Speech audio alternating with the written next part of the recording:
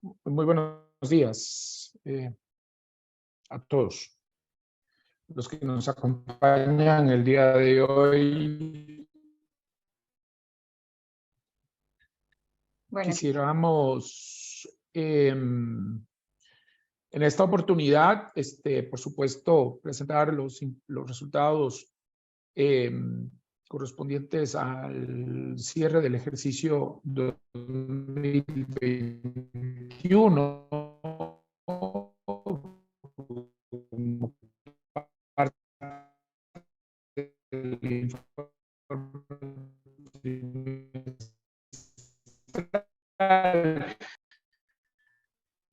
dictados, pues por supuesto daríamos a conocer los resultados ya finales y definitivos del ejercicio 2022 y creemos que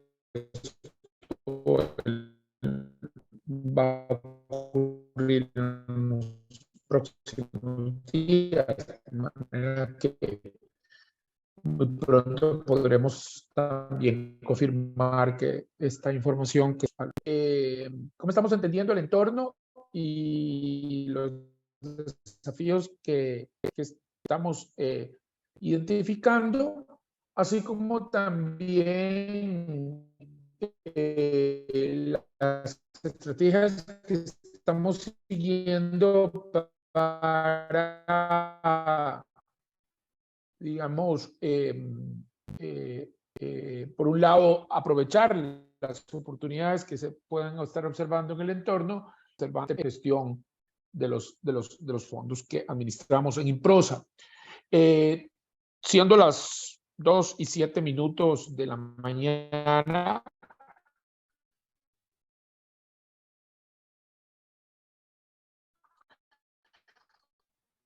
tenemos 2:08 de la mañana, tenemos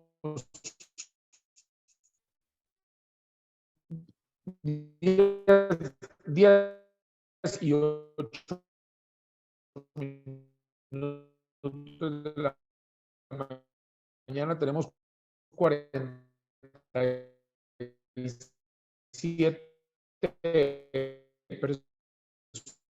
personas presentes en el video, de manera que voy a dar inicio a las 10, a mi esfuerzo de última incorporación a la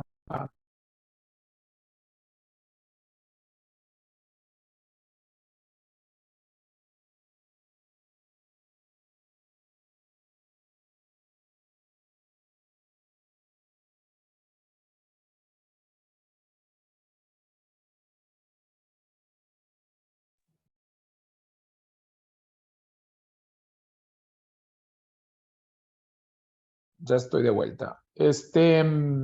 Tal vez, Betsy, te agradecería muchísimo que puedan compartir la presentación para dar inicio en un minuto, por favor.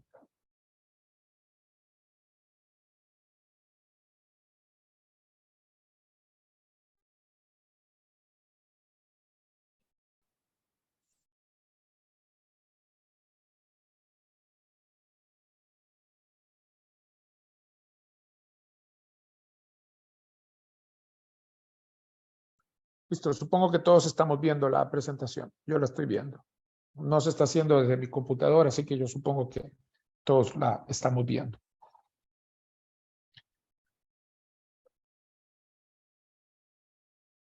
Bueno, siendo las 10:10 de la mañana, vamos a dar inicio.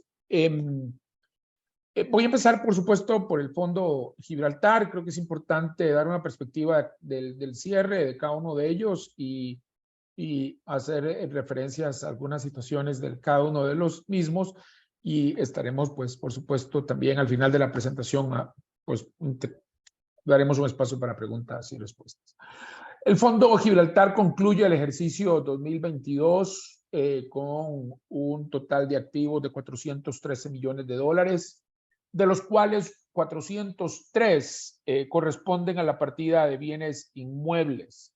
Esto nos permite señalar que activo productivo es el equivalente a un 97,58% del total del activo y tan solo un 2,42% del activo corresponde a otros componentes del activo, llámese efectivos, inversiones, cuentas por cobrar, gastos pagados por anticipado, etc. Esto es un fondo altamente invertido en activo productivo, lo cual, pues, por supuesto, siempre es importante mencionar, ¿verdad? Por su vocación, ¿verdad? El activo calificado, pues, corresponde a un alto porcentaje del activo total. Cuenta con 35 conjuntos inmobiliarios, ¿verdad? Y tiene 179,000 metros cuadrados arrendables al cierre del ejercicio y cuenta a esa fecha con 142 inquilinos. Un aspecto importante que tuvo lugar en el último trimestre del 2022, pero que no es algo nuevo en el fondo, pues desde el año 2007 tomamos decisiones de venta de activos, ya sea para reciclar capital, ya sea para tomar ganancias de capital, ya sea para gestionar riesgos que observamos en relación a algún tipo de activo. Lo cierto es que efectivamente desde entonces, desde el 2007, el Fondo Gibraltar tiene una vocación de venta de activos. Esta tuvo lugar el 31 de octubre del 2022, correspondió al centro de distribución del Grupo Monge. El precio de venta pactado entre las partes fue de $24,798,800. Tuvimos una ganancia bruta de $3,719,585. Estuvo en el portafolio 7 años, ¿verdad? Y este activo en su momento representaba un área total arrendable de $29,644 para un total de 5,21% del total de la cartera. ¿Qué hicimos con estos recursos? Bueno, desapalancamos temporalmente el fondo. Básicamente, esto en función de la evolución de las tasas de interés, como lo veremos más adelante. Este es uno de los desafíos más importantes, bueno, no solamente del Fondo Gibraltar, yo creo que tampoco es solamente un tema del país, sino es en general un problema global, ¿verdad? De que estamos viviendo una época de altas tasas de interés como el resultado de políticas monetarias debidamente emprendidas por los bancos centrales alrededor del mundo, medida que, pues, por supuesto, está orientada a controlar el fenómeno inflacionario que de carácter global y sus efectos en el país estamos enfrentando. Entonces, esta decisión de la venta de activos, bueno, los recursos los empleamos, pues, en alguna medida para cancelar pasivos y desapalancar el fondo y por otro lado, pues, nos mantuvimos ciertas sumas de dinero con el propósito de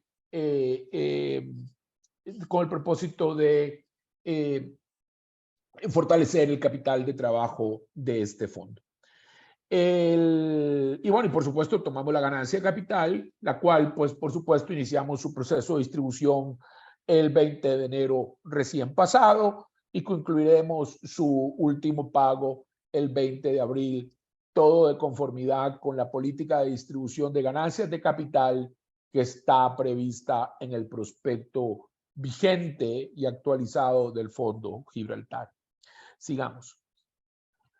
Bueno, ¿cómo queda después de esta decisión la composición del portafolio? Seguimos teniendo como los dos activos principales el Cafetal 2, que representa un 22% del activo, el centro corporativo, el Tobogán con el 21%, Torre La Sabana con un 7%, Tributo con un 6%, Global Park con Sykes un 6%, Multipark un 4% y otros inmuebles el equivalente a un 34% del total de la cartera.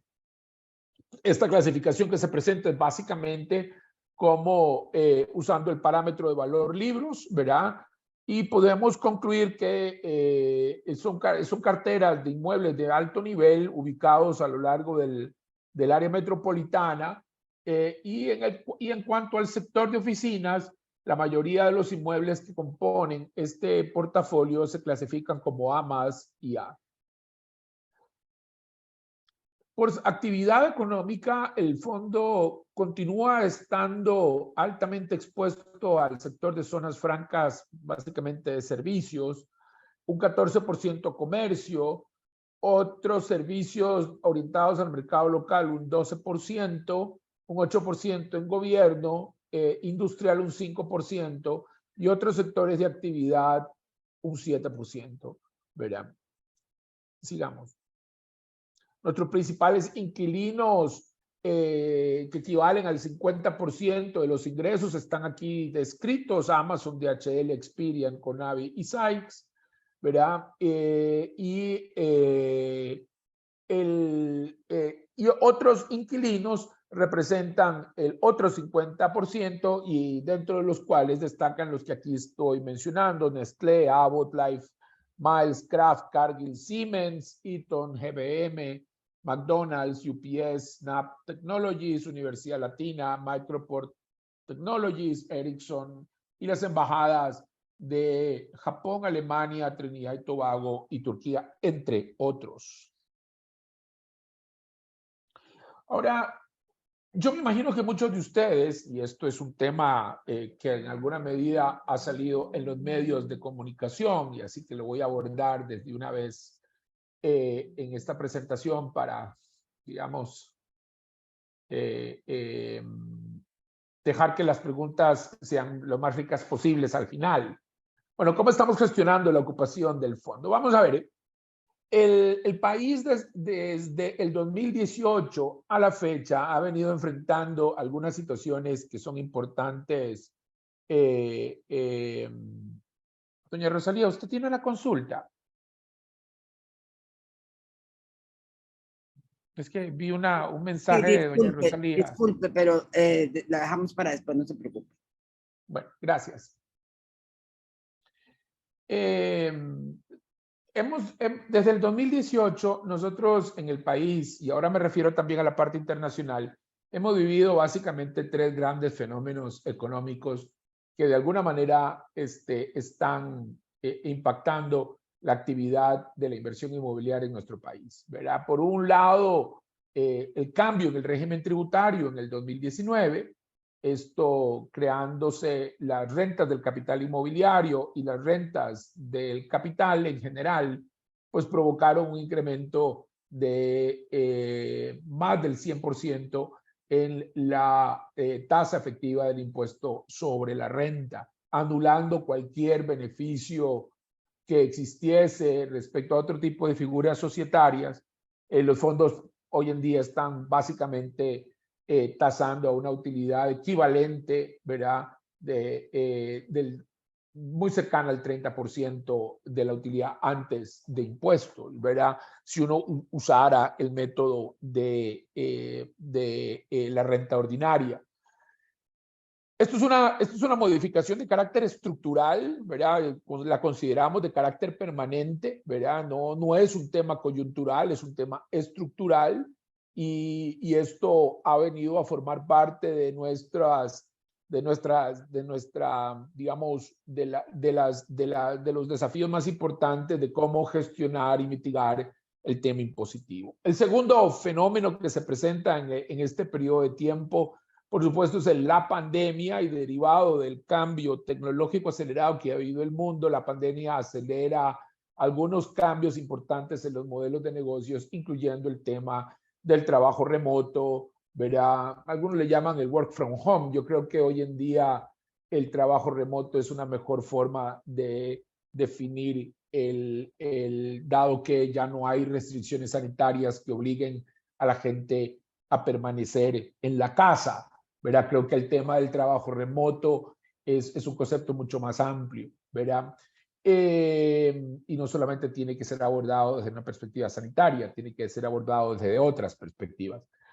El trabajo remoto en el mundo es un fenómeno que pareciera ser de carácter estructural, ¿verdad? Es decir, es un tema de carácter permanente, una modificación permanente, lo que nos lleva a pensar que efectivamente nuestras políticas y proyectos tienen que también considerar en sus formulaciones lo que es el tema de la reducción de la demanda del espacio como de oficinas como resultado de un cambio estructural en el modelo empresarial a nivel global. Ahora, lo que sí está claro es que todavía está por determinar la magnitud de ese tema de trabajo remoto.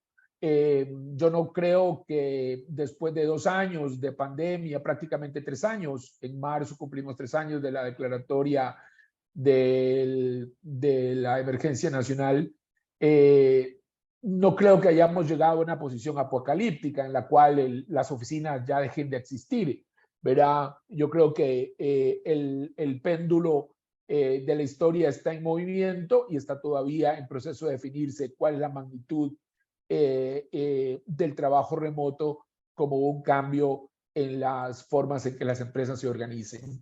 Eso es un aspecto que también hemos entendido y estamos entendiendo que no es uniforme a nivel de las empresas, sean estas locales o internacionales. Entendemos que hasta la fecha las empresas locales vienen muy agresivamente volviendo a la oficina, y las empresas internacionales todavía están tratando de decidir qué aspectos del trabajo remoto van a implementar. Esto en función también de lo que ocurran en otras latitudes, ¿verdad? De los fenómenos de los mercados laborales en sus respectivos países de origen. Es un aspecto que está todavía por verse. Pero además, digamos, como último fenómeno, en el 22 enfrentamos el fenómeno inflacionario y el crecimiento de las tasas de interés y ahora una posible contracción de la actividad económica global, ante lo cual las empresas a nivel global están tratando de prever, digamos, los efectos de estos dos fenómenos, inflación de costos y por otro lado el tema de tasas de interés. Ante lo cual, por supuesto, una decisión que siempre hemos visto en el pasado es la de los despidos, ¿verdad? Y hemos visto algunas compañías a nivel global que tienen operaciones en Costa Rica reduciendo sus planillas, ¿verdad? Y una de ellas es Inclina de nosotros. Y hemos entendido que ya hay algunos despidos en curso en dicha empresa. Y me refiero básicamente a Amazon. Que esto pueda modificar la ocupación de Amazon.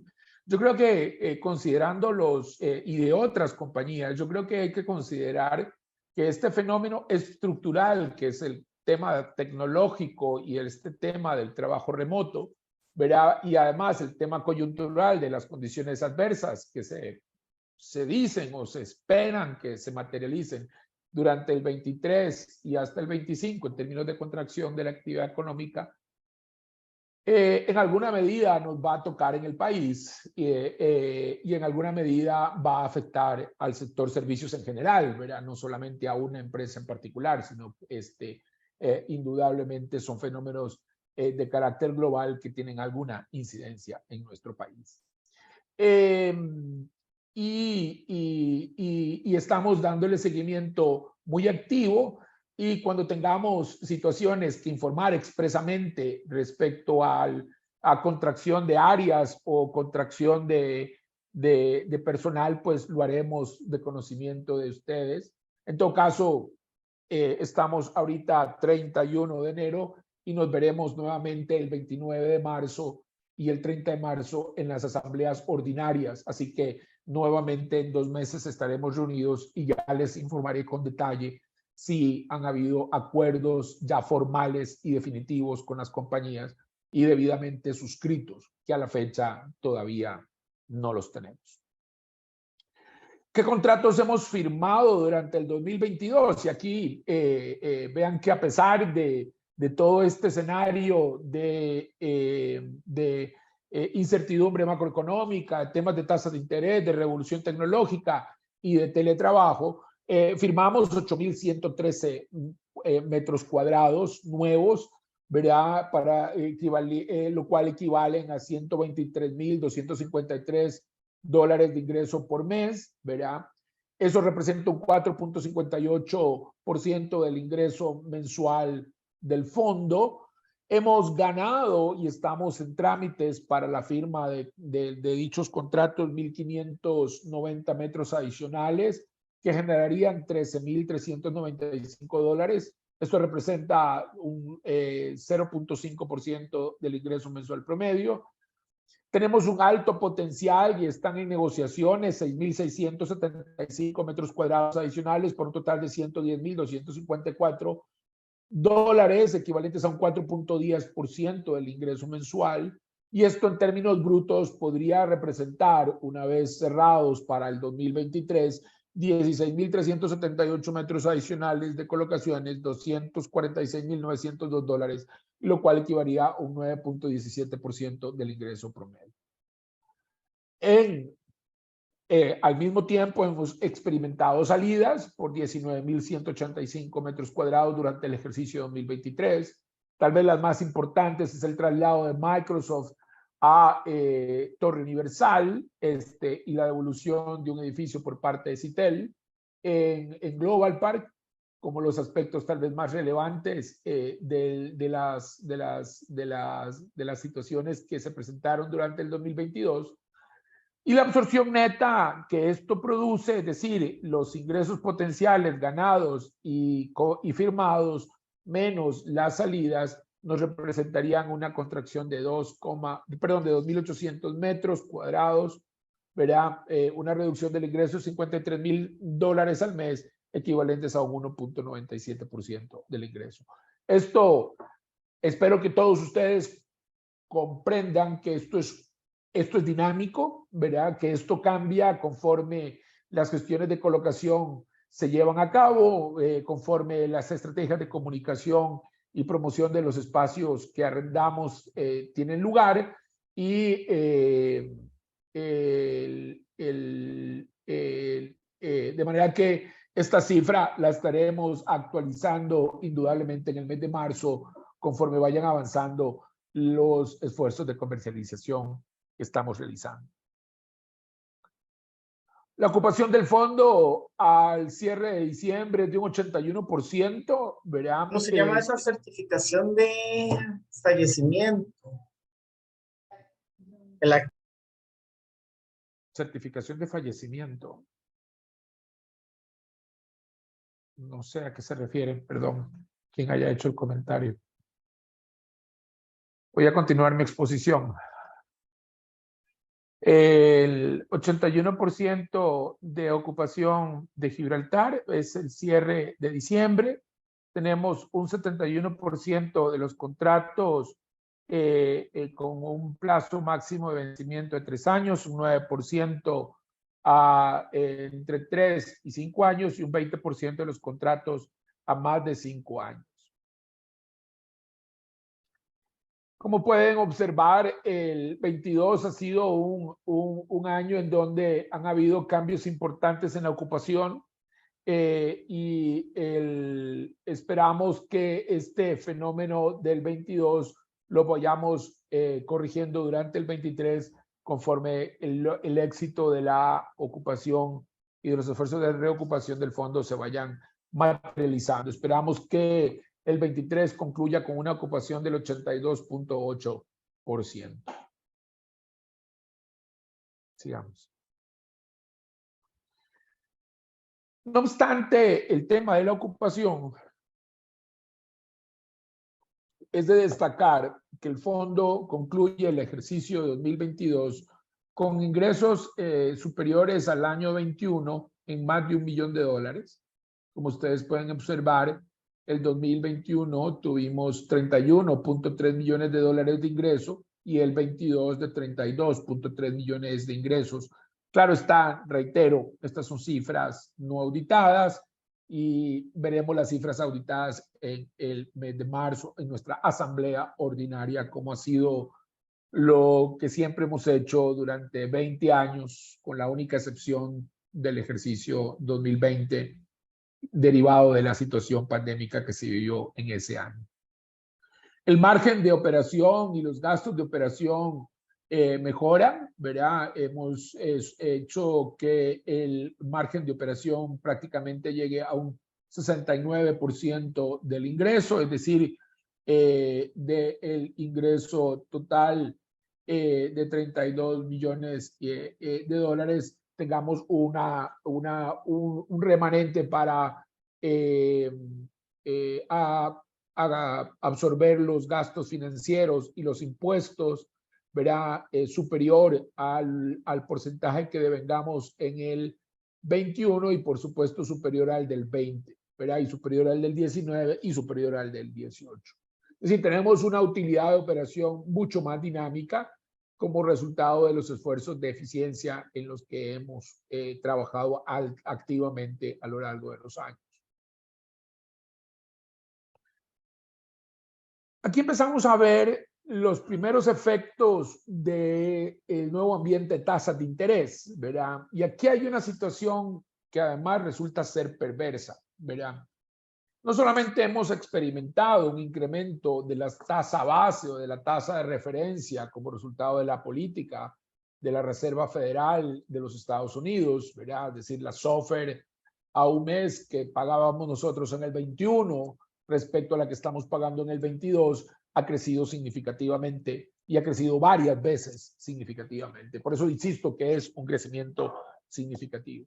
Sino que como resultado de ese movimiento en las tasas de referencia, también se nos ha movido el impuesto a las remesas al exterior.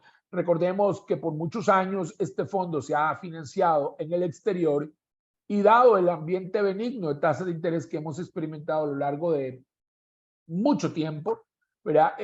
Habíamos venido teniendo una ventaja en la estructuración financiera del fondo derivado de la forma en que se financiaba. Es odioso decirlo, pero resulta que la política fiscal del gobierno incide, yo creo que extrañamente, no debería ser así, pero bueno, debería promover la obtención de financiamiento más barato posible para hacer inversiones en el sector real de la economía, para hacer que sea más dinámica la economía y para que esto nos permita tener mayor crecimiento, un mejor nivel de vida, un ingreso per cápita más alto y por supuesto también ingresos fiscales más altos.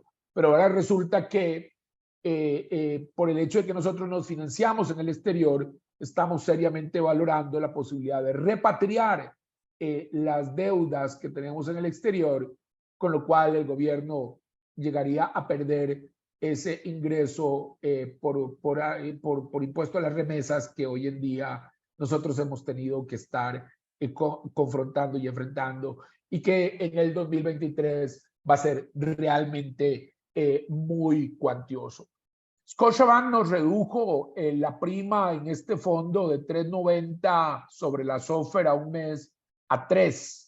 Sin embargo, no es suficiente, ¿verdad?, para compensar el crecimiento en la partida del ingreso, perdón, del impuesto a las remesas. Estamos en conversaciones con dos de los bancos estatales más importantes del país y con otros bancos privados importantes que tienen operaciones locales para determinar y ver si es posible poder evitar la existencia de ese impuesto que realmente para el año 2023 se vuelve una partida que a nuestro juicio no solo no tiene ningún efecto de creación de valor para el fondo, sino que además resulta odiosa tener que estarla cubriendo cuando tenemos alternativas legales y legítimas como la obtención del financiamiento dentro del país. Eso lo estaremos probablemente anunciando en marzo, el resultado de nuestras conversaciones con los dos bancos estatales con los que estamos conversando y por supuesto lo que estemos conversando con dos bancos privados de muy importante tamaño en nuestro país. Ya me referí al tema de impuestos en otras presentaciones, pero aquí les dejo el recordatorio del efecto que el impuesto sobre la renta ha tenido sobre los resultados de los fondos de inversión en general. Ahora, sobre el tema de la utilidad neta y margen neto, pues hemos logrado incrementar la utilidad total del fondo y esto nos alcanza a un equivalente al 50% del ingreso percibido, para un total de utilidades de 16 millones de dólares. Sigamos.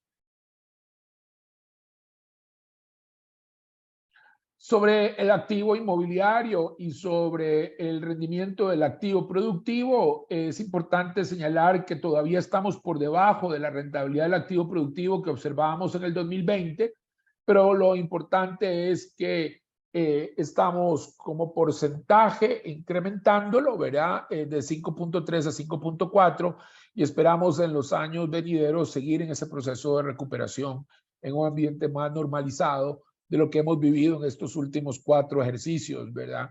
Desde el hueco fiscal, pasando por el cambio de impuestos, después por pandemia y ahora por inflación, el crecimiento de las tasas de interés, pues bueno, no ha sido sencillo el entorno en el que hemos operado en este cuatrienio.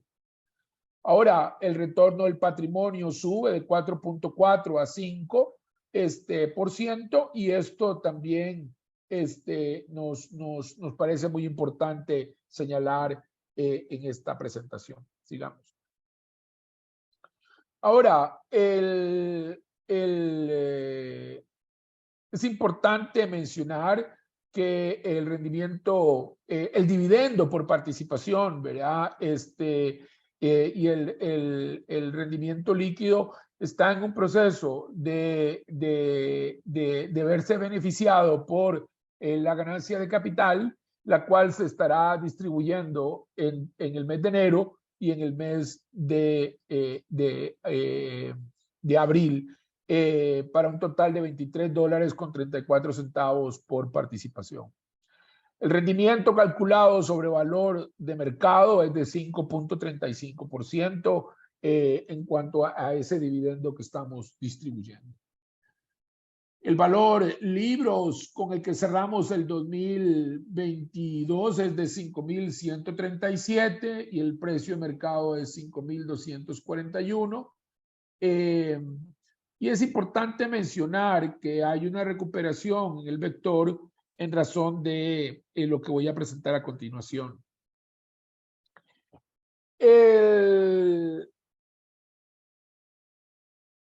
Hace algunos años atrás, mi persona junto con otros miembros de la Cámara de Fondos hemos venido insistiendo en que los mecanismos y metodologías de valoración que se emplean por parte de los proveedores de precios para la determinación del valor del vector en sí mismo tienen desincentivos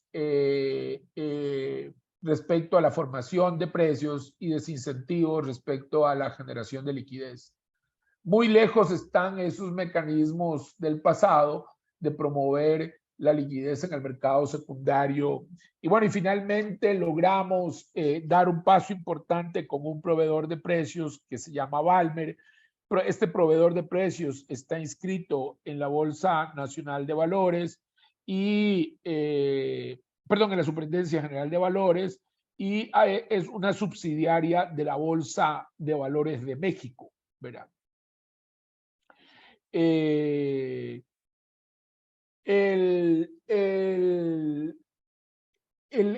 vector de precios, y esto es una síntesis muy específica para vectores para títulos extranjeros, utiliza como fuente Bloomberg, lo que señale Bloomberg a la 1:00 p.m. hora de Costa Rica respecto a los bonos extranjeros o los títulos extranjeros.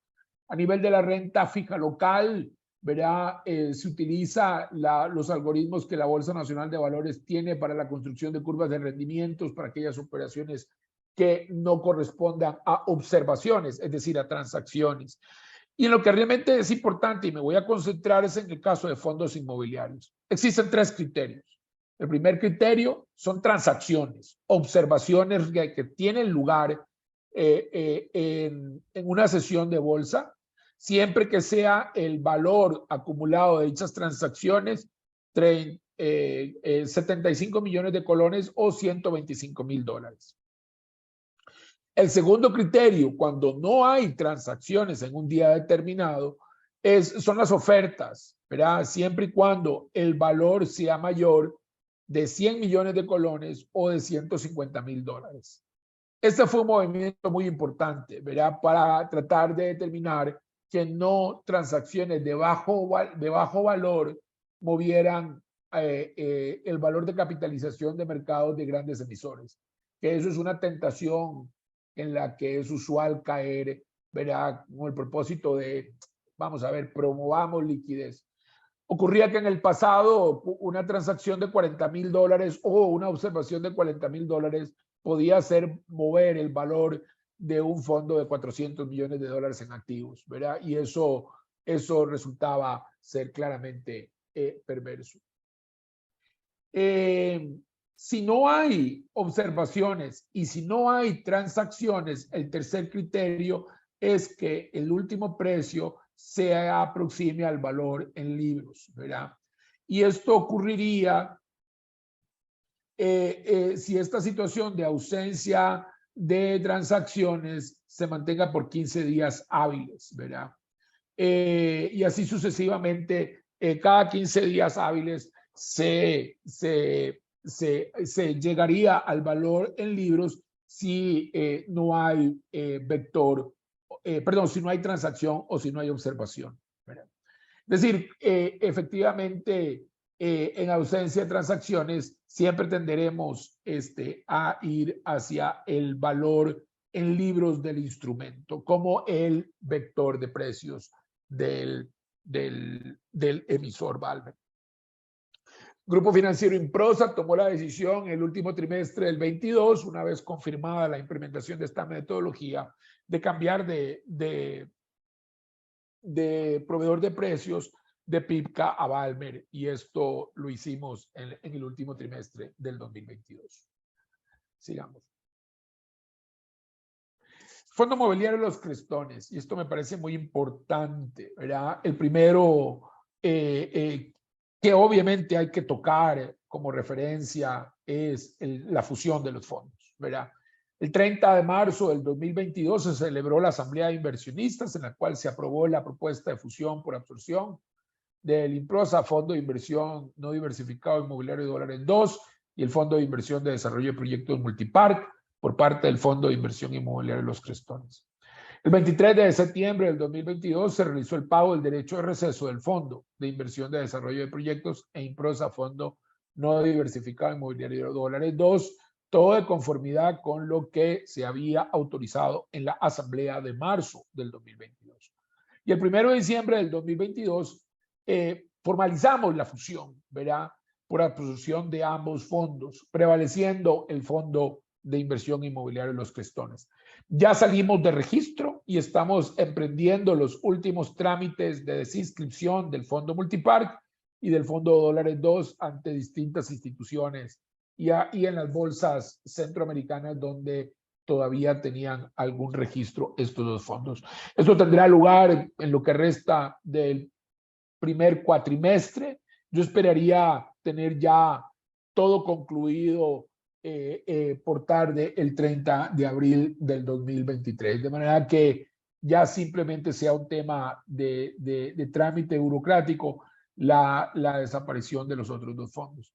Los inversionistas el 1 de diciembre recibieron y se les acreditó los títulos según los términos de intercambio. Entiendo que los señores inversionistas del Fondo Dólares 2 salieron muy beneficiados, ¿verdad? Recuperaron el monto el costo histórico de su inversión, ¿verdad?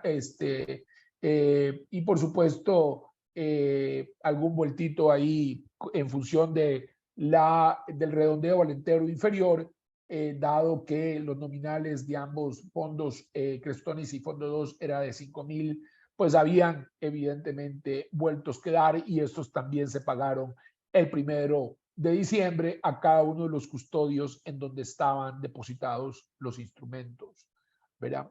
De manera que podría decir que este proceso fue altamente exitoso y sigue en respuesta a las estrategias que más adelante abordaré. En cuanto al fondo Crestones, tenemos 273 millones de dólares en activos, 265 de los cuales son son bienes inmuebles. Esto, al igual que en el caso de Gibraltar, denota una alta concentración de activo productivo. En este caso es un 96.36% del activo total es activo productivo. Contamos con 33 inmuebles, 172,000 metros cuadrados arrendables y 113 inquilinos. Aquí cambió la diversificación y creo que es una de las cosas más positivas, ¿verdad? de este acto. Yo creo que vamos a ver, debe la comunidad de inversionistas reconocer los efectos positivos que implica digamos, abatir las concentraciones inconvenientes. Vean ustedes que en el caso de Forum 1, ese era un activo altamente concentrado en el fondo 2, ¿verdad? Era un activo que representaba prácticamente el 90% del activo total, ¿verdad? El 75% del ingreso provenía de un solo inquilino, ¿verdad? En el fondo 2. Aquí estamos frente a un tan solo 21%, ¿verdad? Del activo total. Multipar con un 12% del activo total. Bueno, en el caso de Multipar, que igual ocurría las mismas concentraciones, ¿verdad? Walmart de Heredia, que sí ya era un tema histórico en el fondo Crestones, un 8%, La Virgen un 8%, Desarrollo Comercial un 6%, Distrito 7 un 6%, Grupo Q un 5% y otros inmuebles un 34%. ¿Verdad? Y esto es un tema muy importante, ¿verdad? Abatir las concentraciones inconvenientes tiene como contrapartida la acumulación de poder de negociación. Y ahora nos podemos referir un poco a eso cuando hablemos de estrategia. Zonas francas, alcanzamos un 36% de exposición en este fondo. Este fondo estaba muy poco invertido en zonas francas. Eran otros los sectores relevantes, como los pusimos en la asamblea. Pues bueno, ya materializamos una exposición importante a zonas francas, comercio un 25%, servicios un 23%, financieros un 10% y otros sectores un 6%. Y bueno, vean lo que empezamos a mencionar hace un rato, ¿verdad? Las concentraciones son diferentes. Procter & Gamble un 17%, Walmart un 11%, Emerson Electric un 9%, Banco Nacional un 7%, Grupo Q un 6% y Encore Capital un 5% y otros inquilinos, ¿verdad? Un 45%, y ahí tenemos algunos de los nombres importantes que tenemos en el fondo Crestones. Aquí la historia es positiva, ¿verdad? En la gestión de ocupación, ¿verdad? Tenemos contratos firmados por 15,419 metros cuadrados, equivalentes a $146,951 por un equivalente del 13%. Hemos ganado, después de los firmados, 503 metros cuadrados adicionales, equivalentes a $9,000 adicionales por mes, equivalente a 0.81%. Tenemos un alto potencial en 3,196, que equivaldrían a 39,000 metros cuadrados, equivalentes a un 3.47% del ingreso total mensual. Y si uno suma estas cosas brutas que tienen contratos firmados, ganados y de alto potencial, estamos hablando de 19,000 metros adicionales colocados durante el 22 o por colocarse, $195,000 de ingresos, equivalentes a un 17.36% del ingreso. Salidas 3,612, 46,000, estas salidas representaron 46,000 metros cuadrados, perdón, $46,000 al mes, equivalentes a un 4%. Aquí el efecto neto es positivo. 15,505 metros cuadrados positivos de absorción neta positiva ingresos adicionales por $148,000, equivalentes a un 13.25% del total. Yo me imagino que ahora ustedes deberían decir, caramba, si yo comparara esta filmina con la de Gibraltar, los efectos serían mucho menos adversos. Y eso es todo lo que me refiero cuando hablaba de los temas de conjuntar las carteras, ¿verdad? No solamente adquirimos mayor poder de negociación porque abatimos las concentraciones inconvenientes, sino también reducimos la volatilidad del ingreso, ¿verdad? ¿Por qué? Porque tenemos una mayor masa, ¿verdad? Una mayor capacidad financiera para absorber las volatilidades. Y bueno, y ese es un poco el mensaje, ¿verdad? Que quiero al final como mensaje relevante desde el punto de vista de largo plazo. Bueno, de lo que veníamos hablando en el pasado y lo que estamos viendo hacia adelante. Es decir, es indispensable en este entorno continuar con el proceso de fusiones. Y eso lo veremos al final de esta presentación. La ocupación de Crestones sube y ahora lo vamos a ver. Cierra diciembre con 83%. Tenemos un 57% de los contratos a 3 años, 15% entre 3 y 5 y 28% a más de 5 años. Y vean lo que les decías con respecto a la ocupación, ¿verdad? No solamente la transformación de antes Almafisa, hoy Distrito 7 y la reocupación del inmueble, la reocupación de la Virgen, sino también la suma de los factores hace que este fondo crezca significativamente su ocupación respecto a los ejercicios 2021.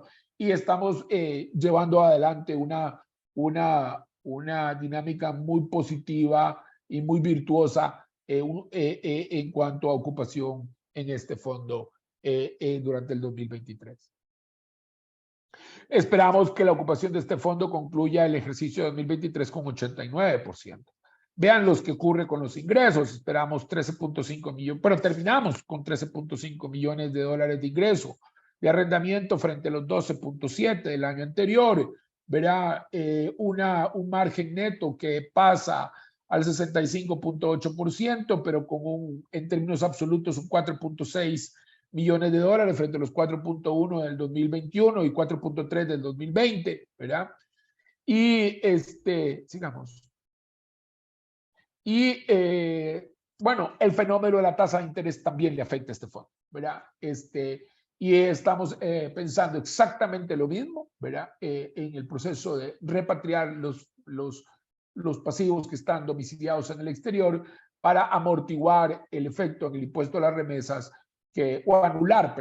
anular el impuesto a las remesas, no el efecto, anular el pago del impuesto a las remesas. No vamos. Si la meta es que el 30 de junio estos fondos dejen de pagar el impuesto a las remesas en el exterior, ¿verdad? O hayamos alcanzado un efecto en las tasas de interés con los bancos internacionales de tal forma que efectivamente hayamos anulado ese efecto de incremento en el impuesto a las remesas que estamos experimentando.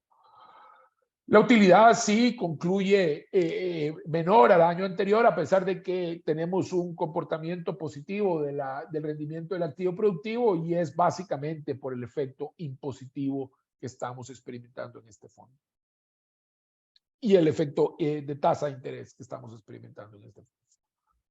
Vean ustedes, el rendimiento del activo productivo termina en un nivel muy positivo, ¿verdad? Y lamentablemente no logramos compensar esto en términos de rentabilidad del patrimonio, básicamente por los efectos de tasa de interés que hemos mencionado. Ahora, el patrimonio crece en forma importante, esto como resultado de solamente un mes de haberse fusionado. Recordemos que las sinergias de las fusiones apenas se vieron un mes en el mes de diciembre, ¿verdad? Deberemos darle seguimiento a todo el 2023 y así lo estaremos informando en las asambleas de marzo, los efectos de las sinergias que tan solo muy marginalmente observamos al cierre del ejercicio 2023, perdón, de 2022.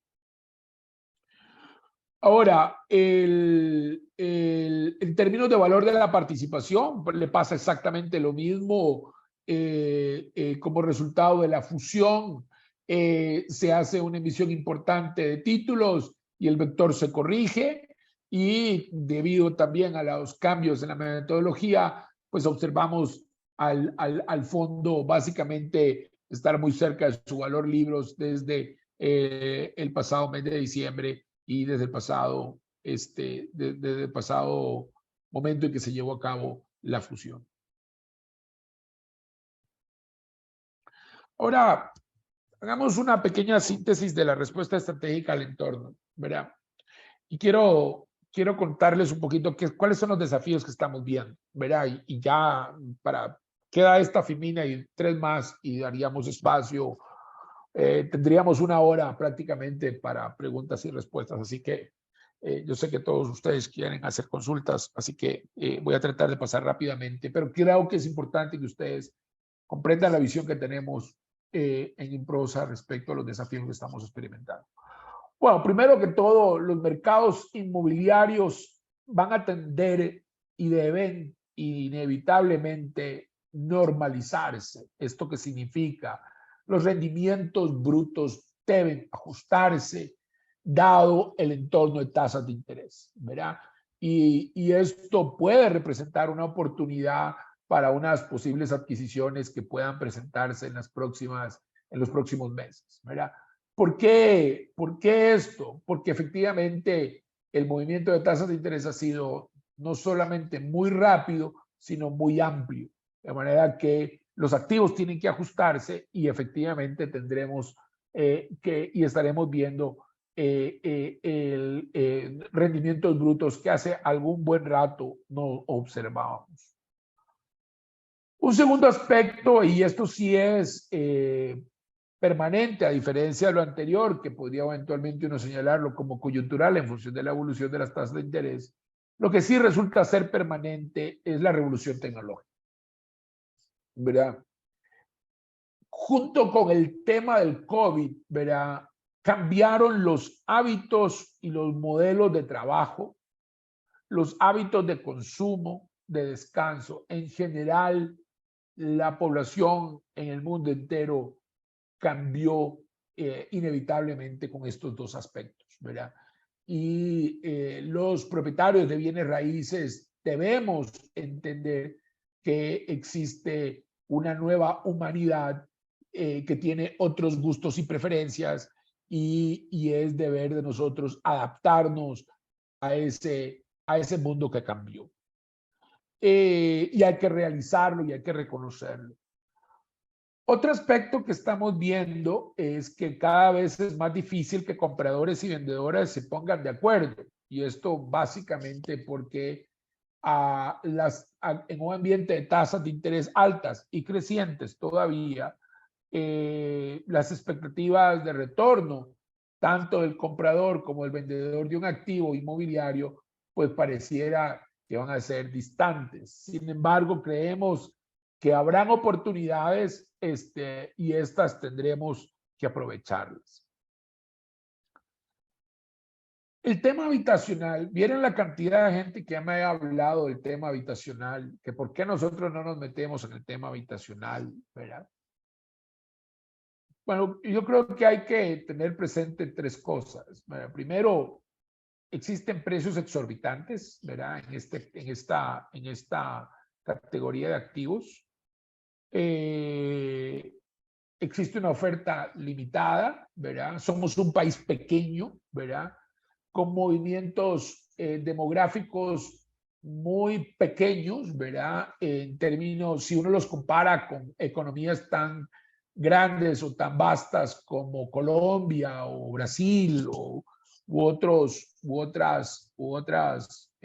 países del mundo desarrollado, ¿verdad? Pero lo cierto es que, a mi juicio, todavía esto de que todo sigue siendo una máxima, ese dicho popular de que no todo lo que brille es oro. Yo creo que en el tema habitacional nosotros vamos a ser muy cautos. Creemos que hay otros sectores en los que deberíamos incursionar, y que podrían tener mucho más claridad. Uno, por ejemplo, el tema logístico, el otro tema de manufactura de alta tecnología, ¿verdad? Y eso es un tema que posiblemente van a ser sectores de actividad en los que estaremos estudiando posibles casos de inversión. El tema habitacional todavía falta muchas horas de estudio antes de que nosotros podamos dar un paso en esa materia. Un aspecto quinto, y esto lo he dicho ya anteriormente en asambleas, y lo repito el día de hoy, y posiblemente lo repetiré en la asamblea de marzo, la calidad de los activos, ¿verdad? El asset quality, ¿verdad? La calidad del activo, ¿verdad? Inmuebles bien localizados y de alta calidad mantienen un fuerte interés de visitación, de demanda, de ocupación y reocupación si una vez intervenido cumplen con esos estándares que se buscan.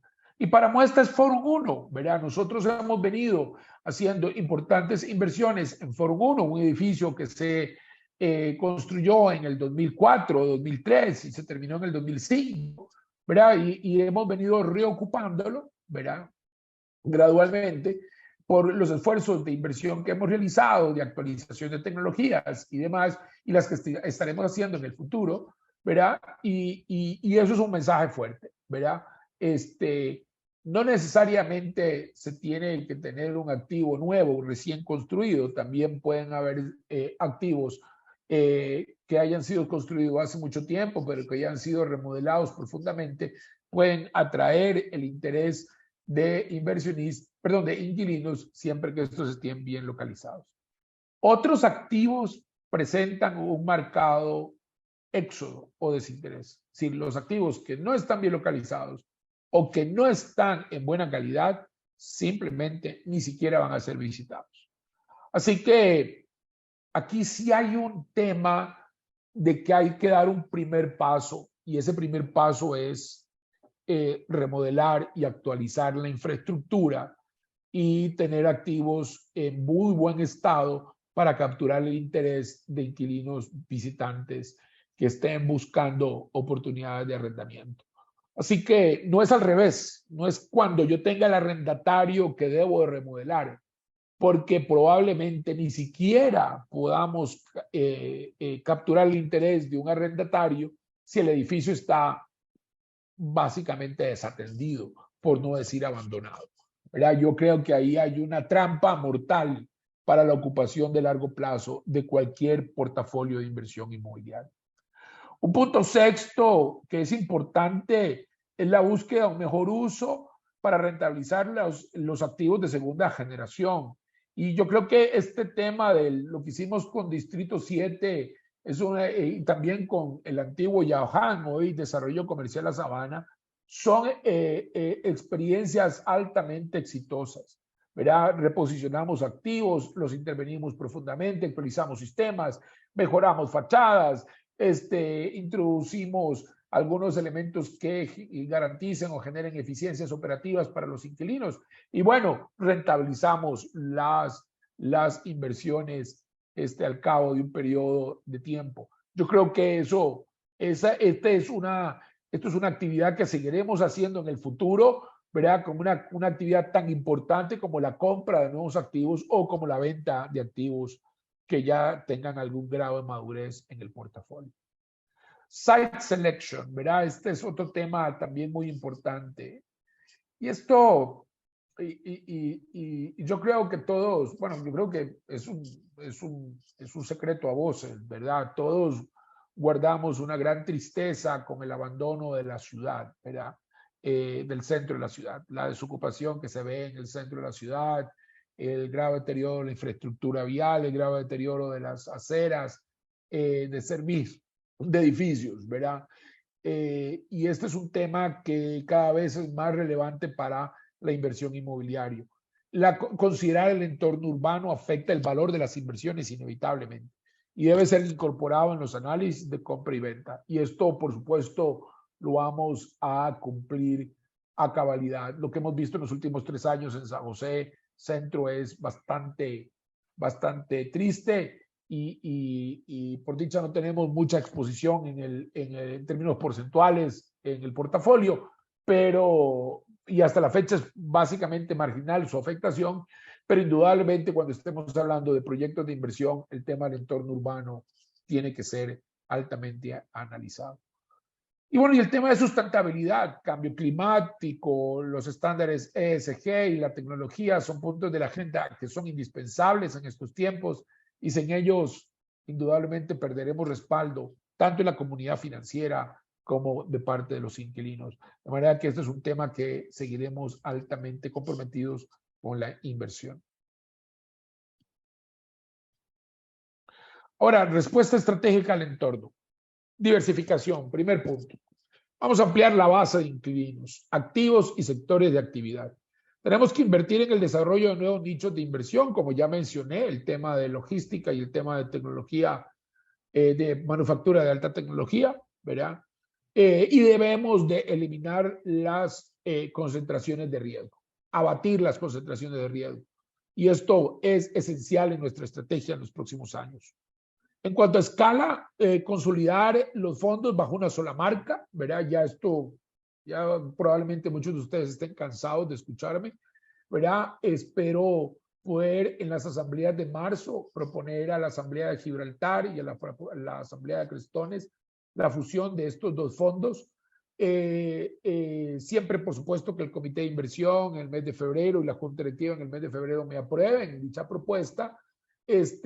La someteré a la aprobación de ambas asambleas el 29 y 30 de marzo del presente año. Y ya creo, y eso creo que es realmente un elemento muy, muy importante en la consolidación de toda nuestra estrategia. Porque el mayor tamaño nos mejora nuestra posición de competitividad y esto se refiere al poder de negociación porque abatimos las concentraciones de riesgo, ¿verdad? A menor dependencia de inquilinos particulares, mayor poder de negociación y y lo mismo ocurre para con proveedores. Y esto es un tema que vamos a presionar para que efectivamente se tome esta decisión y se implemente lo más rápido posible. Creo que esto es tal vez un factor que cambia las reglas del juego para los fondos que administra Improsa. Esto también nos ayuda a reducir, suavizar las volatilidades que provienen de los efectos que el entorno nos produce y por supuesto mejora la percepción de riesgo y creemos que va a tener un impacto en la liquidez del instrumento. Desde el punto de vista de eficiencia operativa, la materialización de sinergias operativas existentes no explotadas continuará, ¿verdad? Ese tema de avalúos duplicados, calificaciones de riesgo duplicadas, auditorías duplicadas, ¿verdad? Con asambleas duplicadas, informes duplicados. Es decir, hay una serie de cosas que, como se lo mencioné a funcionarios de la Superintendencia General de Valores, por supuesto con el mayor respeto que se merecen, no es tiempo para andar gastando y derrochando en múltiples informes, en múltiples auditorías, en múltiples peritazgos. Es tiempo de concentrar las actividades. No tenemos un entorno sencillo y creo yo que esos esfuerzos regulatorios que aunque tienen un sentido de suministro de información, pueden considerarse un derroche en estos tiempos tan desafiantes como los que estamos viviendo. La fusión nos permite también aprovechar economías de escala en ingresos y gastos, permite acelerar los procesos de transformación, reposicionamiento y cambio de propósito de los activos porque tenemos una mayor capacidad financiera. Nos permite adoptar tecnologías aplicadas a la gestión de activos también de una manera más rápida, más eficiente y también la incorporación más rápida y decisiva de los principios ESG en nuestra gestión. Y desde el punto de vista de eficiencia financiera, bueno, el primer tema es que mejora el perfil crediticio debido a la escala de diversificación de los ingresos, mejora el poder de negociación de las condiciones con nuestros proveedores, tanto operativos como financieros, y sin duda nos permite accesar nuevas fuentes de financiamiento y otros mercados de capitales, y esto también vendría a generarnos aspectos de carácter positivo en la gestión en el largo plazo. Sigamos. Vean ustedes lo que hemos hecho en 8 años, ¿verdad? Prácticamente 10, disculpen, ¿verdad? A finales del 2013 absorbimos los fondos de Interbolsa, ¿verdad? En julio del 2014 ya toda la regulación, todos los aspectos regulatorios se habían cumplido y teníamos 7 fondos, ¿verdad? Vean qué locura, ¿verdad? 7 fondos de inversión, 7 atomizaciones de portafolios, 7 fragmentaciones de portafolios, ¿verdad? En el 2015 los llevamos a 5. Básicamente el fondo Crestones absorbió el fondo Dólares y el fondo inmobiliario 3 de Interbolsa. En el 2022 volvimos a absorbir 2 más, ¿verdad? El fondo Dólares 2 y el fondo de desarrollo Multipar quedaron en Crestones. Y al cierre de diciembre del 2022 quedamos con solamente 3 fondos. Y en el 2023 estamos preparándonos para hacer la fusión de los 2 grandes, ¿verdad? Gibraltar y Crestones, para quedarnos con un fondo de más de 710 billones de dólares, el fondo Gibraltar. Y estaríamos a la espera de que el fondo 4 termine de prepararse para ser absorbido, ¿verdad? Y es un tema que estaremos durante el 2023 trabajando, ¿verdad? Pero lo que sí está claro es que el fondo Gibraltar y el fondo Crestones estarían siendo propuestos a sus asambleas, la fusión de los mismos a finales del mes de marzo del año 2023. Claro está, siempre que el Comité de Inversión, el PROSASAFI y nuestra Junta Directiva así lo aprueben, lo cual estaríamos dándolo a conocer muy posiblemente a finales del mes de febrero, primera semana de marzo del presente año. Y entonces lo que antes era una cosa atomizada, ¿verdad? Distribuida en múltiples fondos, resulta que se convierte en una sola cosa, ¿verdad? En donde las concentraciones de todos los inquilinos se abaten, ¿verdad? En donde las preocupaciones de concentración se vuelven controlables, ¿verdad? Y no basado en altas concentraciones que nos generan a todos sobresaltos, ¿verdad? Seguiremos remodelando activos, ¿verdad? Hemos hecho inversiones en edificios por 49 millones de dólares en los últimos 6 años y eso continuará. Y vean ustedes, aquí hay videos sobre claramente las diferencias que habían antes y después de las remodelaciones. Seguiremos vendiendo activos y seguiremos comprando activos, ¿verdad? Hemos vendido activos que eran complicados desde el punto de vista regulatorio, operativo, ¿verdad? O que tenían algunos riesgos. También hemos tomado ganancias de capital, ¿verdad? En fin, hemos hecho compras por 277 millones de dólares y hemos vendido 32 millones de dólares en activos en los últimos 6 años, ¿verdad? Sigamos. Estamos altamente comprometidos con la inversión tecnológica. El Grupo Financiero Improsa y Banca de Inversión y la Sociedad Fondos están en un proceso de incorporación de plataformas de primer mundo, básicamente la marca Oracle, ¿verdad? En donde nos permite administrar los aspectos de comunicación y mercadeo a través de la Oracle CX, el core de los fondos a través de Oracle Unified, ¿verdad? Y a través del ERP Cloud de Oracle estaríamos manejando todos los aspectos de operaciones primarias de las empresas y los fondos de inversión administrados, lo cual es, por supuesto, un aspecto de eficiencia y de alta tecnología que estamos muy comprometidos y además estamos haciendo inversiones muy cuantiosas para poder lograr implementar este proyecto de cambio tecnológico que esperamos terminar en el año 2024. En el tema de la eficiencia operativa, hemos empezado un proyecto muy ambicioso con Johnson Controls, que es una compañía global en temas de tecnología aplicada a la explotación y operación de activos, ¿verdad? Con ellos estamos desarrollando la implementación de un conjunto de aplicaciones para mejorar la eficiencia energética, poder gestionar mejor las relaciones con los inquilinos y, por supuesto, mejorar el rendimiento de los activos, las operaciones de mantenimiento, el rendimiento del espacio, el confort de todos los ocupantes de los bienes inmuebles. Este conjunto de aplicaciones se llaman OpenBlue, ¿verdad? De Johnson Controls. Estamos ahorita en una etapa, en un plan piloto. Estamos terminando el proceso de identificación de los sitios donde estaremos instalando los sensores para ser conectados a los BMS de los edificios, ¿verdad? Y aquí hay un conjunto de cosas que podremos lograr: optimizar energía, podremos trabajar en mantenimiento predictivo, podremos hacer diagnóstico remoto de los activos, reducir los costos de operación, generar una mejor perspectiva del riesgo operativo de los inmuebles, digamos, gestionar edificios saludables a través de poder de la medición de la toxicidad de los aires, ¿verdad? Mejorar la inyección del aire fresco a los bienes inmuebles. Es decir, hay un conjunto de posibilidades enorme. Aquí ya la inversión en tecnología no es solamente la inversión en las empresas para administrar los fondos, sino es en los activos para que los fondos puedan administrar mejor los activos que integran sus portafolios, ¿verdad?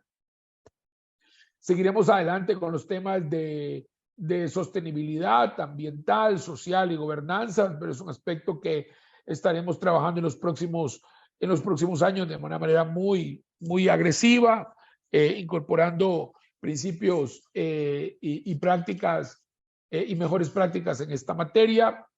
Sigamos.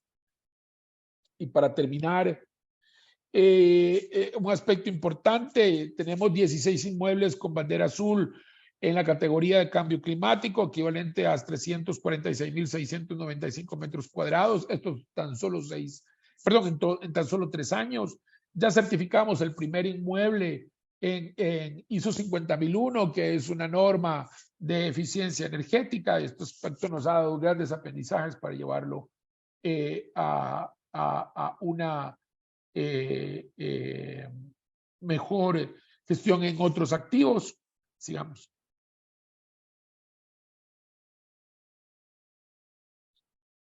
Tenemos edificios LEED Gold, ¿verdad? 47.000 metros cuadrados en el tobogán, 53.800 metros cuadrados en el cafetal, que son LEED Silver, ¿verdad? Y bueno, tenemos alianzas con Ecocolones, ¿verdad? Que es un programa de reciclaje. Y tenemos centros de recarga eléctrica en 5 conjuntos inmobiliarios, ¿verdad? Y seguiremos ampliando esto con el propósito de incentivar el uso de medios de transporte sostenibles con el medio ambiente. Y esto es básicamente mi presentación, y quisiera abrir un espacio de preguntas y respuestas para todos. Hay una primera de don Eduardo Scorza. Voy a leerlo.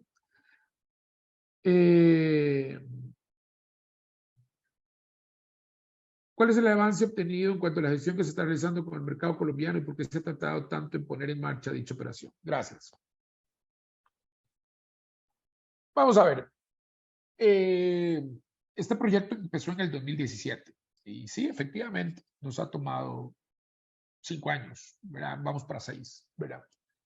6 años, ¿verdad? No 3 meses, ¿verdad? Es un proyecto de gran alcance, es un mercado bastante más grande que nuestro país. Estamos en un proceso ahorita, luego de concluir la inscripción en septiembre recién pasado, estamos en un proceso de debida diligencia con algunos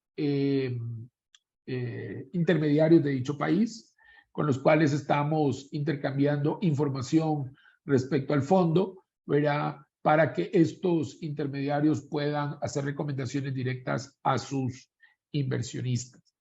Dicho de otra manera, la estrategia es basarnos en distribuidores, ¿verdad? Y no hacer una colocación directa, dado que Improsa no tiene una operación en dicho país, ¿verdad? Entonces, estamos avanzando en ese proceso y nosotros esperamos en el 2023 dinamizar el mercado secundario y eventualmente hacer una colocación del mercado primario en dicho mercado, si las condiciones nos favorece. Creo que el 23 nos va a dar muy buenos réditos por el momento. Bueno, don Alberto nos señala cómo afecta la volatilidad del tipo de cambio a la gestión de los fondos. Muy marginal, don Alberto. Tal vez, si se quiere, debería reducirnos el riesgo cambiario, dado que nuestros inquilinos no generadores van a tener acceso a un tipo de cambio mucho más conveniente para comprar los dólares que nosotros recibimos para el pago de nuestros alquileres. Por otro lado, nosotros mantenemos una actitud muy flexible en cuanto a si la evolución del tipo de cambio nos conviene, pagamos a los proveedores y contratamos en colones. Si el tipo de cambio no nos conviene, pagamos en dólares y contratamos en dólares. Esto con el fin de, digamos, aprovechar los vaivenes del tipo de cambio. Y es un aspecto que es muy dinámico, todo en función de la evolución del tipo de cambio. Ahorita estamos evolucionando al pago en dólares y la contratación en dólares para que efectivamente no nos afecte el gasto, digamos, para en cuanto a proveedores se refiere. Ahora, indudablemente, el pago de impuestos territoriales y el pago de impuestos, de servicios públicos, siendo que se pagan en colones y no tienen una vinculación con el tipo de cambio, estas dos partidas en particular sí nos demandan una mayor cantidad de dólares por activo, ¿verdad? Porque no están referidos al tipo de cambio, ¿verdad?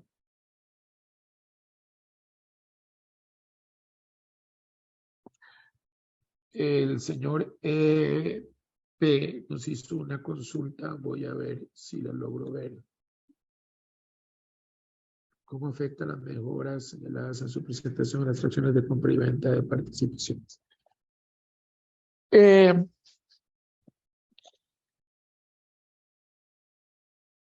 Vamos a ver, nosotros estamos, ¿verdad? Haciendo un proceso de difusión, ¿verdad? Tal que los inversionistas que tienen títulos de participación cambien su estrategia de precio en el mercado secundario, aspecto que yo no controlo, ¿verdad? De manera que puedan exigir un precio mayor por cada título que tienen en su poder y están en disposición de vender, ¿verdad? Creo que ha sido evidente que mantenerse invertido en títulos de participación es mejor que venderlos antes de las fusiones, ¿verdad? Yo creo que, digamos, yo esperaría que la masa de inversionistas que atendemos nosotros en Improsa hayan comprendido tanto en las fusiones anteriores como en las que se llevaron a cabo recientemente. Es mejor materializar el valor del patrimonio a través de las reorganizaciones de los fondos que salir con 2 títulos o 3 títulos a venderlos en el mercado secundario y que le cobren a uno o le paguen a uno un 25% del valor libros, ¿verdad?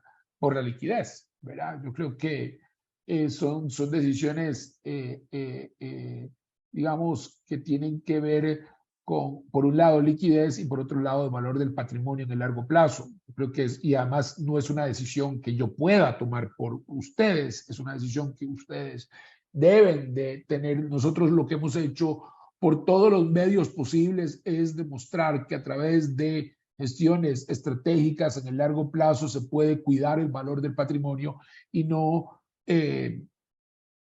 crucificarlo en el mercado secundario, si me permiten usar la palabra crucificarlo, ¿verdad? Hay otros mecanismos de liquidez, como el apalancamiento de las carteras, si es que hay una necesidad temporal para atender algún tipo de mecanismo, o vender en momentos de tasas de interés, ¿verdad? Como las que estamos observando. Yo creo que, y esto no es un tema solo de los fondos de inversión, esto es un tema en general del mercado bursátil a nivel global, ¿verdad? Que han afectado también las carteras de las operadoras de pensiones, ¿verdad? El tema de crecimiento de las tasas de interés, si nosotros vamos y tratamos de realizar las ventas en los mercados en momentos de crecimiento de tasa de interés, por supuesto que el valor del patrimonio va a bajar, ¿verdad?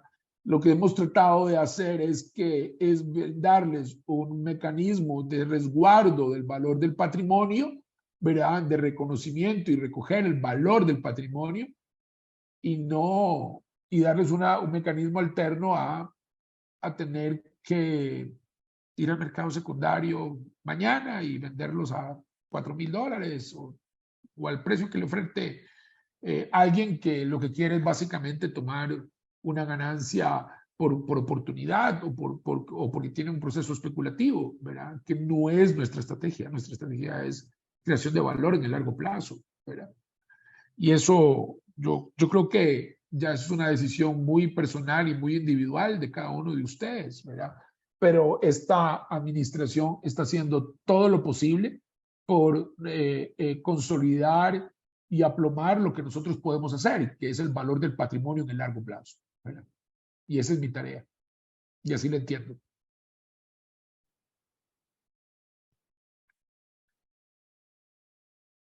Don Eduardo, altísimas sobre las expectativas de nearshoring, ¿verdad? Altísimas, indudablemente, ¿verdad? Yo creo que buena parte de lo que estamos observando en materia cambiaria en el país en estos momentos podría estar dándose en respuesta al tema de nearshoring. Por eso les mencionaba el tema manufactura de alta tecnología como un sector y logística como sectores en los que nosotros vayamos a incursionar agresivamente en los próximos años. Sí les puedo garantizar que no vamos a comprar 1 metro cuadrado de oficinas, por lo menos en los próximos 5 años. Nosotros vamos a estar gestionando nuestros mercados, nuestros activos de oficinas, los vamos a mantener ocupados, los vamos a cuidar, los vamos a renovar, los vamos a proteger, pero nuestra exposición y nuestro portafolio va hacia estos otros sectores, aprovechando esta tendencia. Con respecto al comentario anterior que no vi y que me adelanté a el señor Gómez, ¿verdad? Gracias por su opinión, coincido con usted. Estratégicamente lo más importante es conseguir esa fusión, ¿verdad? Y esa fusión debería tomar lugar en marzo. Y yo creo que el mensaje al mercado inmobiliario sería poderosísimo, no solo local, sino internacional, ¿verdad? De contar con un jugador de esta escala en el país, indudablemente, ¿verdad? Y ahí, yo no dije que el comité de inversión o la junta vayan a oponerse. Yo creo que en general ya está, es una idea muy madura, pero sí hay un proceso, señor Gómez, de presentación de los análisis, de los estudios. Nuestros directores tienen que aprobarlo porque se hacen públicos, ¿verdad? A la hora de hacerse esta fusión. No, de ninguna manera quise decir que la junta o el comité se vayan a oponer, jamás, ¿verdad? Yo creo que quise darles el lugar desde el punto de vista de gobernanza. Yo, para poder convocar las asambleas, requiero la aprobación del comité de inversión y de la junta directiva, que eso forma parte de nuestra estructura de gobierno. Pero yo creo que es una idea muy madura dentro del Grupo Financiero Improsa y una estrategia que creo que responde muy bien a este entorno y de alta incertidumbre que estamos viviendo.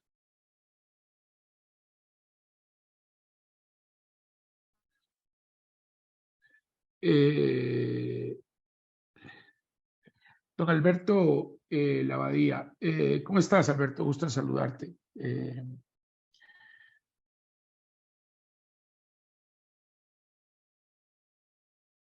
Bueno,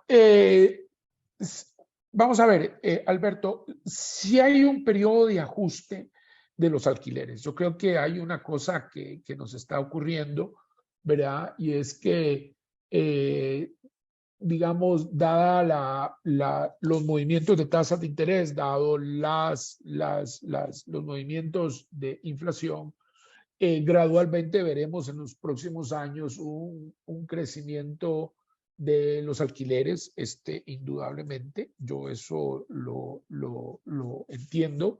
Además, también observo que va a haber una consolidación de la tasa de incremento de los alquileres por arriba del 3, ¿verdad? Inclusive el 4, aspecto que habíamos dejado de ver porque hubo una época, varios años en donde luchamos contra la deflación. No sé si se acuerdan lo que hablaba antes el Banco Central de la brecha producto negativa, de los procesos deflacionarios del país, ¿verdad? En aquellos momentos hablar de tasas de incremento del 3 o del 4% era casi que herejía, ¿verdad? Yo creo que hoy esa perspectiva está cambiando y creo que ya no hay discusión sobre el tema de temas de incrementos entre el 3 y el 4%. Sí creo que es un tema de que el portafolio tiene que rota anualmente y ahí iremos viendo paulatinamente. Con contratos que están venciendo en activos de muy alta localización, como por ejemplo desarrollo comercial La Sabana, estamos ajustando alquileres muy por encima de lo que cobrábamos nosotros en el pasado, antes de las intervenciones y antes de estos fenómenos, tanto en el primer piso como en el segundo.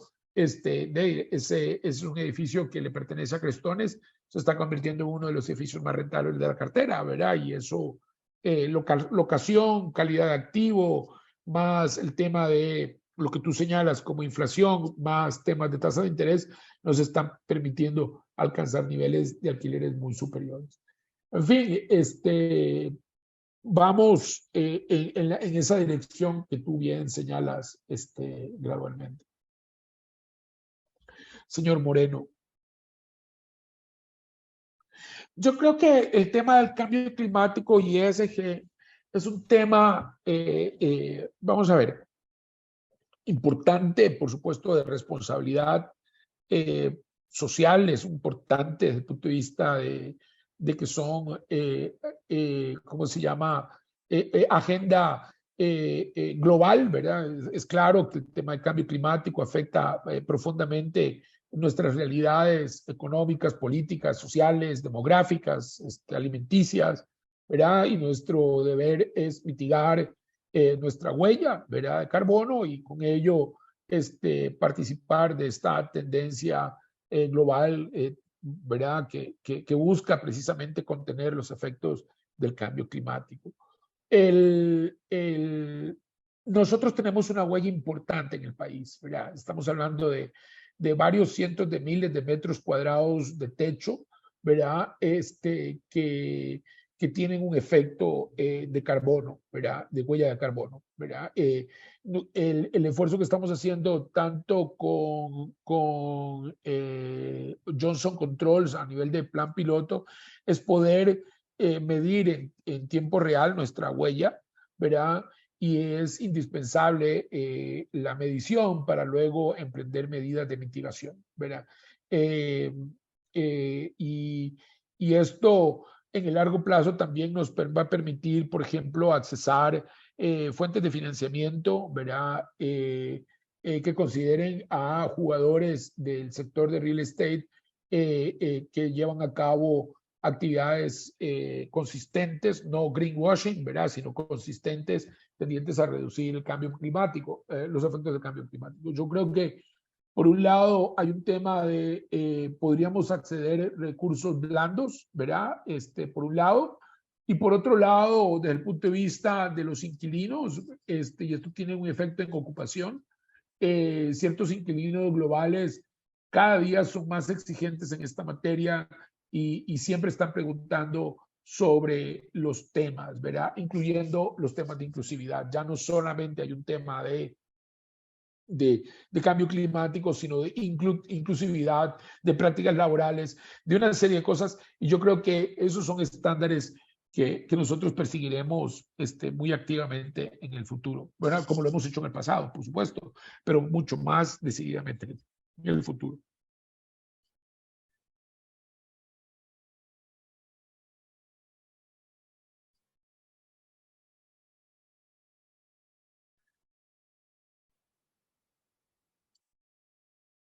No sé si habrá alguna otra consulta. Por supuesto, estoy a sus órdenes siempre.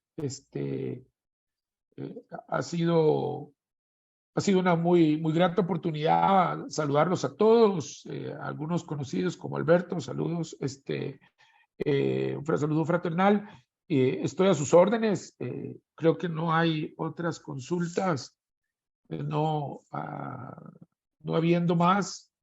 Creo que no hay más, perdón. Vamos a ver, no sé si Betsy me puede ayudar. Sí, Betsy, si hay alguna. No, Jaime, yo no sé si solo hubo una del tema de lo de la guerra, que no sé si ya se la había aclarado a don Perdón, Eduardo. perdón, sí, el tema de la guerra de Ucrania. El tema del conflicto bélico y su impacto en nuestro país, por supuesto, está por el lado de las materias primas, ¿verdad?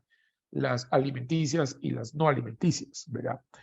Yo creo que es una tragedia, ¿verdad?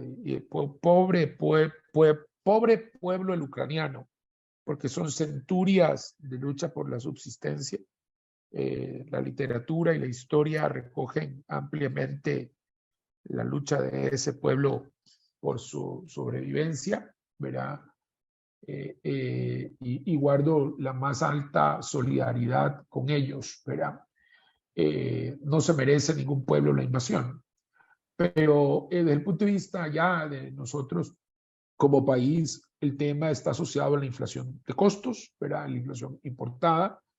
El país, gracias a Dios, ha avanzado mucho en el tema de energías renovables, ¿verdad?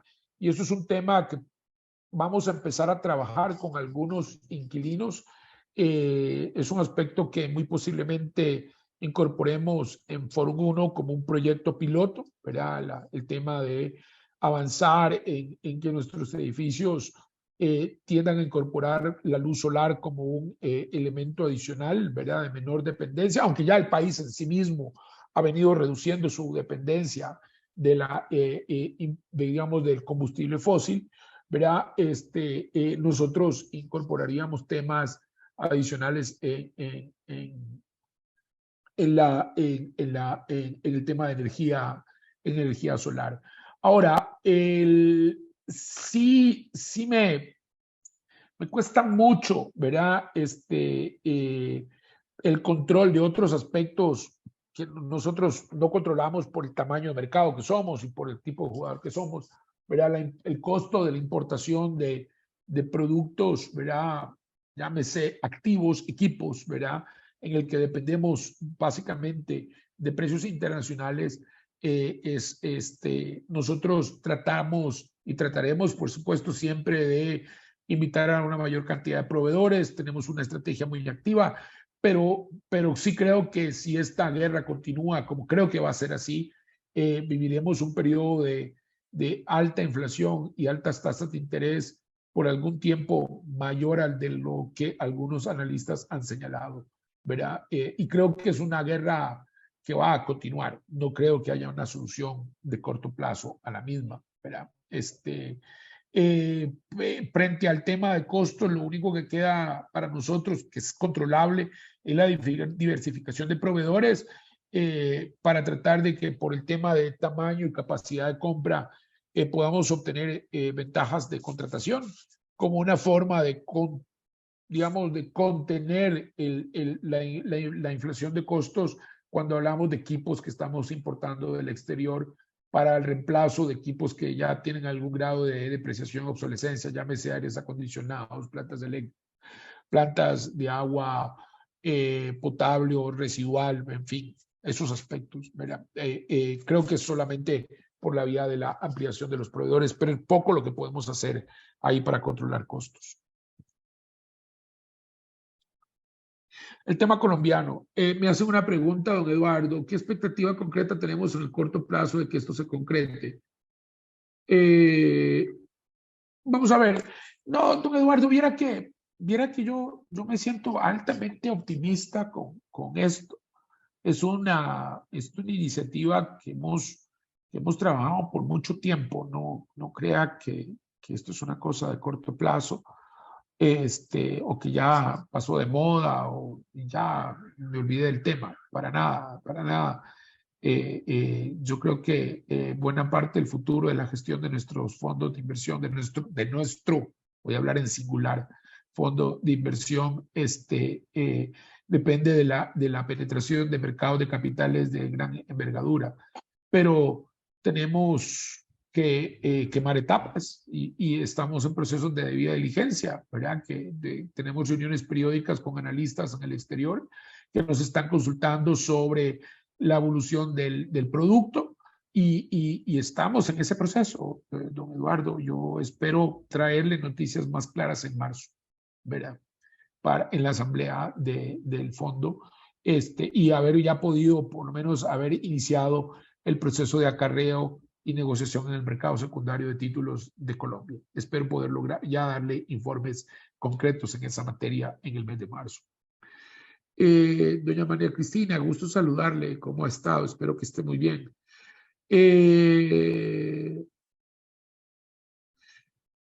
Bueno, esa pregunta, ese comentario me lo hizo un advisor, ¿verdad? De una de las cuatro grandes compañías consultoras globales, que por qué me fui a Colombia en lugar de haberme ido al mercado americano, que por qué no fui directo. La decisión, doña María Cristina, tiene que ver con un proceso de maduración, de incorporación de un montón de aspectos de carácter regulatorio, de conocimiento de mercados más avanzados que el nuestro. Esa maduración de la organización era necesaria no lo descarto, no descarto eso en el futuro, ¿verdad? Pero también necesitamos escala y eso es lo que estaremos trabajando en los próximos años.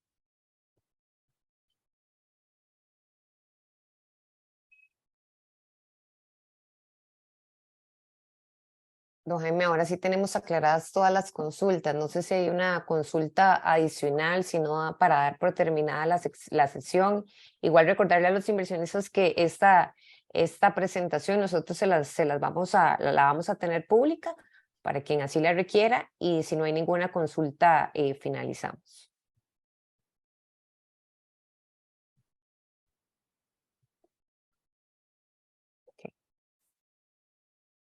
Tal vez agradecer entonces a todos los inversionistas que nos acompañaron hoy. Don Jaime, no sé si usted igual quiere despedirse. No, muchísimas gracias a todos. Un placer estar con ustedes y como siempre, a las órdenes. Un gusto y que pasen un muy buen día. Hasta luego.